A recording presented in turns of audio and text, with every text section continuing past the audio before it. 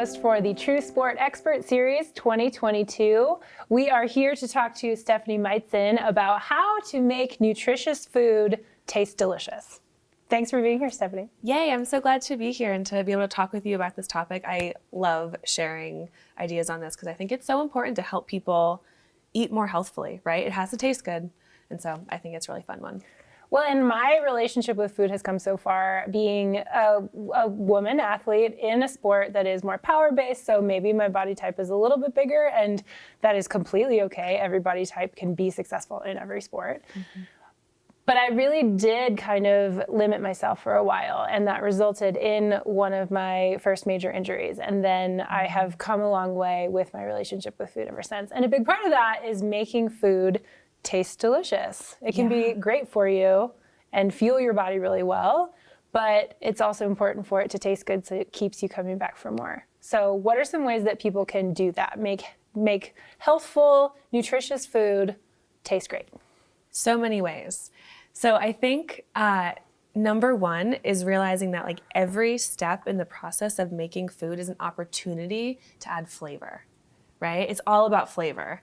And so that can look like so many things. It's like starting with ingredients that are super flavorful, like getting a tomato that's ripe if you can versus one that's like still pink and not going to have that sweetness that you're looking for. So really choosing ingredients that are best that you can in your environment. And then can we season them to get ready for cooking, right? So beyond salt and pepper, right? Mm-hmm. Trying to explore a little bit with some spices. Maybe just pick up one at the store next time you're there and you're like, I don't know how to use this one. I'm going to figure out cumin this week, right? Mm-hmm. Or some of those spice blends can make it easy too. And then focusing on technique. I think cooking technique is really key because if you understand some of the core cooking techniques, you can cook anything without a recipe, right? Mm-hmm. Like if you're focusing on how do I really sear and develop that flavor and that caramelization, then maybe you don't have to add a bunch of salt later to make up for that flavor that you're missing. And so I think just like understanding technique is so huge, and that's that food literacy, just understanding food can help you make decisions and really build that flavor and then feel like, I know how to do this. And it's exciting because it tastes so good. Well, and it's such a cool parallel to sport, right? As an athlete, you develop skills, you're learning as you go, and as you become a better athlete, an older person like in your sport, same thing with each step of the food process, like you said, like you're maybe marinating your steak and then you're slicing it super thin with your knife skills and then you're searing it in the pan with your olive oil and your other spices. Mm-hmm. But until you really take that leap and like immerse yourself in the whole process, you maybe don't get the satisfaction of each step building on itself. Yeah, and I think sometimes too, especially with social media, there's a lot of pressure that your food has to look a certain way, right? Because you want to like take a picture with your friends and whatever, sometimes. But we don't have to go that far. It's like the food is for us and for us to enjoy and to nourish ourselves. And so it doesn't have to be perfect. It's just starting somewhere. And being in the kitchen can be really like overwhelming if you're not used to that environment. And so it's okay to like not have great knife skills and say, okay, I'm going to work on this. Mm-hmm. And okay, I'm going to work on this one technique of roasting or whatever and just build on those skills. Yeah, very cool. Mm-hmm. My husband is absolutely the chef in our family. Yeah. I've come really far, but my specialty, like you said, it doesn't have to look great as long as it tastes great and you know that it's fueling your body well. Yeah. My specialty is the bowl of calories. Yeah. So many different forms. Get the protein in there, get the carbs in there. Mm-hmm. Probably there's going to be cheese if it's a meal that I'm making. Yes. And I will enjoy the heck out of that bowl. Mm-hmm. Yeah, and it's got to taste good, right? Mm-hmm. Or else we're not eating it. Mm-mm. Yes, 100%. And for me, that's a time saver too. Like I don't have a bowl for salad and a plate for my protein and something else to take up a lot of dishes. I can consolidate everything into that bowl for me. So what are some other time-saving tips also? You want it to taste great, fuel you well, but you don't have that much time. What do you do? Yeah, there's so many things you can do. And I think the convenience of a lot of semi-prepped or pre-prepped foods at the store make this so much easier than it used to be. Like even just getting a package of pre-cut vegetables. For some people, like that's what they need to just be able to get vegetables in that meal. because they don't want to cut up peppers or know how to cut up peppers maybe, let's say, right? Or they've had every intention to cut up those peppers. Yes. And then they rot in the vegetable drawer every single time. So Yes. the pre-cut, phenomenal. Personal experience. Yes.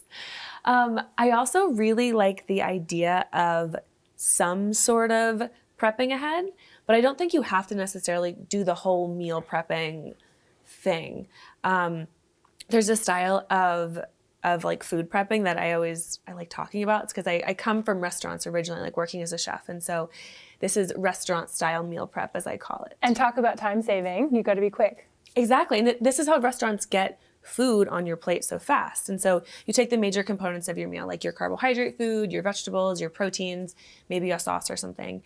And especially for the carbs, the proteins, and the veggies, if you kind of cook them off and don't add a ton of specific seasoning, just do like general simple seasoning, then you can use that like grilled chicken, let's say, and you can cut it up next time it's time to make a meal and saute it with peppers and onions and cumin and then make it into fajitas.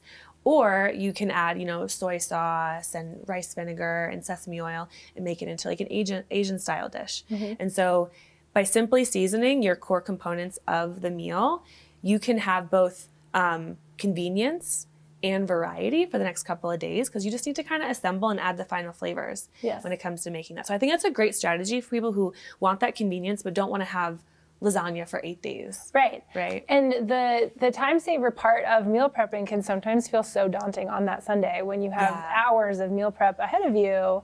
I don't love that personally. So that tip is fantastic. Do a little bit of it.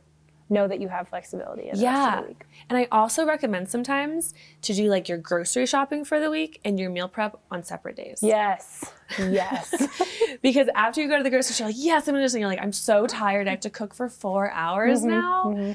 So I think splitting it up just kind of helps to share that burden a little bit. And then you don't have to spend so much time in one of your days off. Yes.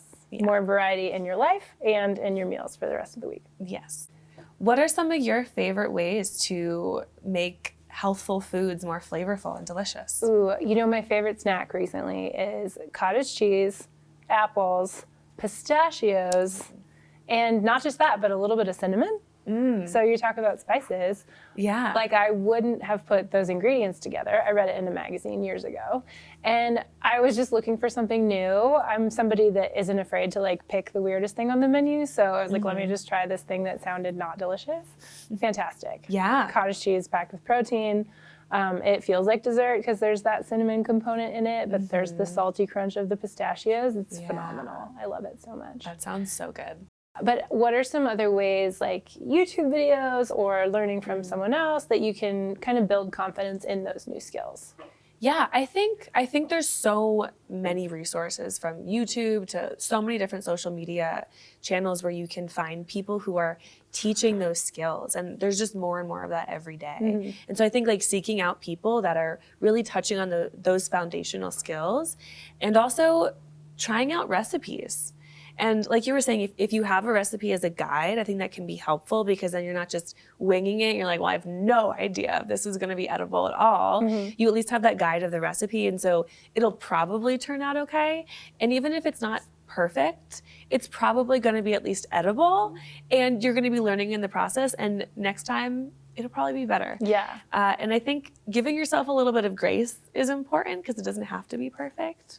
It's a learning thing, and we're constantly practicing, right? And that's such an athlete thing too. Like to learn a new skill, you have to try it.